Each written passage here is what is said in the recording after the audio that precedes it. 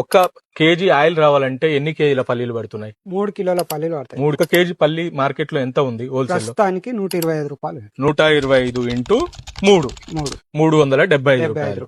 3 కేజీల పల్లీలు పడితే ఒక లీటర్ ఆయిల్ వస్తుంది. ఇది తయారు చేసినందుకు ఎంత ఖర్చు అవుతుంది? లీటర్ కి 50 రూపాయలు.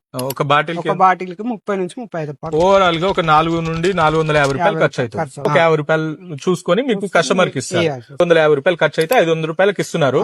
మార్కెట్ లో 150 రూపాయలకు దొరుకుతుంది. సో ఎట్లా సాధ్యమవుతుంది? ఆ డౌట్ బాగా అందరికి ఉంది, దాని గురించి చెప్పండి. మార్కెట్ లో అమ్మే నూనె అసలు నూనెనే కాదు. ముందు నేను ఫస్ట్ నుంచి చెప్తున్నాను, అది నూనెనే కాదు, అది పెట్రోలియం డ్రై ప్రొడక్ట్. రెండోది చికెన్ వేస్ట్. చికెన్ వేస్ట్ ఉంటది కదండి, మన దగ్గర చాలా చికెన్ సెంటర్లు ఉన్నాయి.